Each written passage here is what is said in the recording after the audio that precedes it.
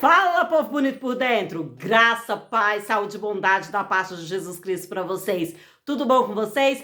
Gente, eu gostaria de compartilhar com vocês. Esses dias eu comentei lá no meu Instagram sobre esse livro aqui, ó, da Joyce Meyer. Deus não está bravo com você. Gente, eu amo os livros da Joyce Meyer. Tenho vários livros da Joyce Meyer e é uma ministração. Na verdade, esse é um momento de cura quando eu tô lendo os livros dela, porque os livros dela, tipo assim, é muito, mas muito bom. Se vocês nunca leu nenhuma obra dela, eu aconselho a vocês lerem qualquer obra da Joyce Meyer, é muito bom. Tem alguns livros famosos como O Campo de Batalha na Mente, sabe? É muito famoso O Campo de Batalha na Mente. E esse daqui é Deus Não Está Bravo com Você. Inclusive, ele foi best-seller pelo The New York Times. Na verdade, os livros da Joyce Meyer quase todos são best-seller, né? Considerado pelo The New York Times. E hoje eu quero falar com vocês, é como se fosse um devocional, porque esses dias Deus ministrou comigo no meu devocional, isso aqui que está lá em Salmos 145, versículo 8 e 9, que diz: O Senhor é gracioso, cheio de compaixão, lento para irar-se e abundante em misericórdia e bondade. O Senhor é bom para com todos, e a sua terna misericórdia estão sobre todas as suas obras. Salmo 145, 8 e 9. O Senhor é bondoso, o Senhor é tardio para se irar. Realmente Deus está muito zangado com o pecado, ele está bravo com o pecado, mas Deus ama o pecador.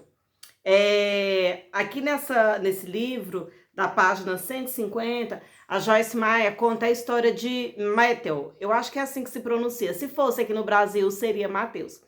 E ela conta a história de que a mãe foi buscar ele na escola, estava chovendo, e Matthew sentado atrás, então ele vê a água caindo no para-brisa do carro, e o para-brisa limpando. E ele, mãe, eu tô pensando uma coisa aqui interessante, essa chuva caindo no para-brisa, o para-brisa limpando, secando a chuva a todo momento. Eu estou pensando uma coisa que ela, o que você tá pensando, Matthew? E ele pega e fala, mãe, a chuva caindo é nós pecando o tempo inteiro. E o para-brisa é Deus o tempo todo nos lavando, nos limpando de todo o pecado. E ela, uau, Matthew, é uma boa comparação, você fez uma boa comparação. E ela quis provocar mais ele. E ela fala assim, só que continua chovendo. E daí? Ele falou assim, nós também continuamos pecando, mas Deus está todo o tempo nos perdoando. Quando Jesus morreu para nos livrar da morte eterna, porque o homem havia pecado e estava destituído da glória de Deus, estava separado de Deus, nunca mais poderia ter um contato novamente com Deus. Mas Deus querendo restabelecer essa amizade, porque nós havíamos nos tornado inimigos de Deus, Deus querendo restabelecer essa amizade, ele envia Jesus, que nos lava, que nos purifica de todo pecado, porque Deus não pode ter contato com o pecado. Deus não pode como é que eu vou dizer, manter uma amizade, manter um contato, um relacionamento com o pecado. Deus isso vai contra ele, isso vai contra a sua natureza. E ele precisava restabelecer essa amizade com o homem, só que o homem vivia pecado, o homem estava morto nos seus próprios delitos, como diz Paulo, fala lá nas suas cartas que nós estávamos mortos nos nossos próprios delitos. Mas daí ele enviou Jesus. Jesus é essa ponte que nos liga até Deus. E quando ele envia Jesus, Jesus morre, derrama o seu sangue, e o sangue de Jesus Cristo nos purifica de todo pecado. Agora nós podemos entrar diante de Deus, confiadamente diante de Deus, porque nós somos limpos, nós somos lavados, nós pecamos, mas através do sangue de Cristo nós somos purificados. E os nossos pecados já não são mais vistos, são esquecidos por Deus. Nós nos tornamos, como diz lá no livro de Isaías, mais branco do que a neve. E agora eu, mais branco do que a neve, porque eu fui lavada no sangue de Cristo, eu posso ter uma amizade com Deus, eu posso ter amizade com Cristo. Não que agora eu vou ficar pecando de propósito. Eu vou pecar de propósito porque eu tenho o sangue de Jesus, eu vou pecar, eu vou pegar o sangue de Jesus ali e vou me limpar e vou me lavar, eu posso ter um contato com Deus. Não. Se você faz isso é porque você não entendeu nada ainda, não entendeu a obra da cruz.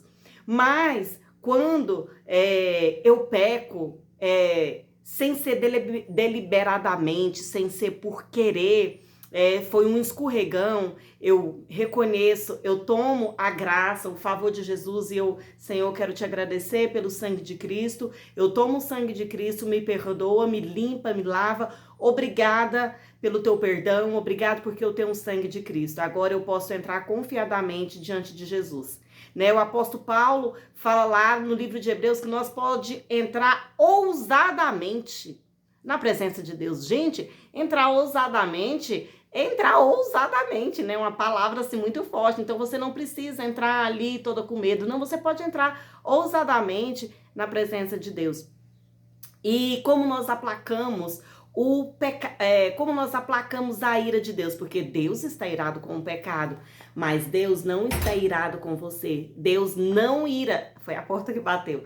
Deus não está irado com você, mas Deus está irado com o pecado. E como nós aplacamos a ira de Deus, né? Como o exemplo que a Joyce Meyer conta aqui, também nesse livro aqui. Eu não vou lembrar a página, mas ela também conta que o esposo marcou com a esposa, falou assim, amanhã eu vou chegar mais cedo pra gente poder jantar. Esse esposo então vai, prepara uma janta muito bem gostosa, com sobremesa, se arruma, se perfuma e ela está esperando o seu esposo chegar.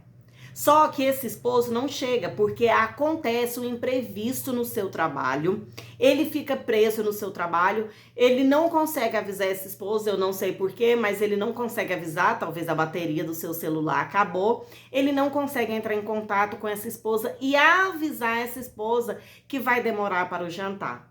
E ela fica muito irada, ela fica muito brava, como dizia minha mãe. Fica uma arara. Tipo assim, quando aquele homem chegar aqui, aquele homem vai ver. Quando ele chegar aqui, eu vou falar isso e isso pra ele. Que absurdo, marca, não avisa, diz que ia chegar mais cedo, não chegou, ela está muito irada. E o esposo, conhecendo essa esposa, conhecendo a mulher que ele tem, fala assim, nossa, ela deve estar muito brava, porque eu não avisei pra ela. E agendei com ela para jantar e é uma hora dessa, já é uma hora dessa e até agora eu não cheguei, ela vai estar muito brava. Ele sabendo que a sua esposa gosta muito de flores. Então esse homem passa na floricultura, compra um buquê de flores, de rosa, e na hora que esse homem chega, que ele abre a porta, que ela vem com tudo, ele entrega o buquê de flores para ela e fala, me perdoa, não teve como eu avisar.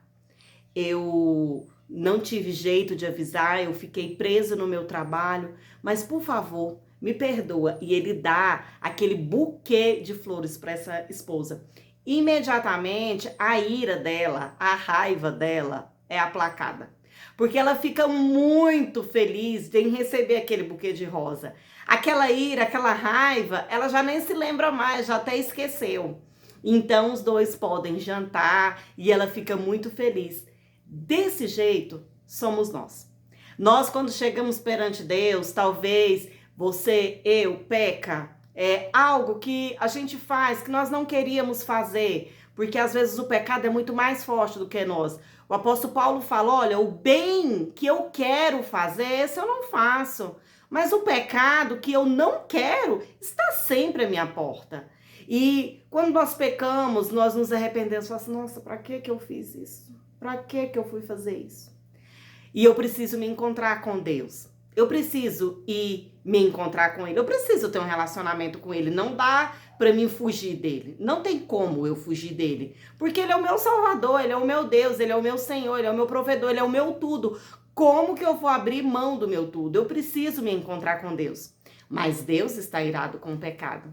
Só que quando eu chego na presença de Deus, eu não chego confiado em mim mesmo, confiado no que eu fiz, nas minhas próprias obras. Ah, porque eu orei, eu jejuei, eu fiz bondade, caridade, eu ajudei, eu fiz tudo de bom que deu, tudo que Deus agrada. Então eu posso agora entrar na presença dele porque ele vai me atender porque eu fiz uma bondade. Não.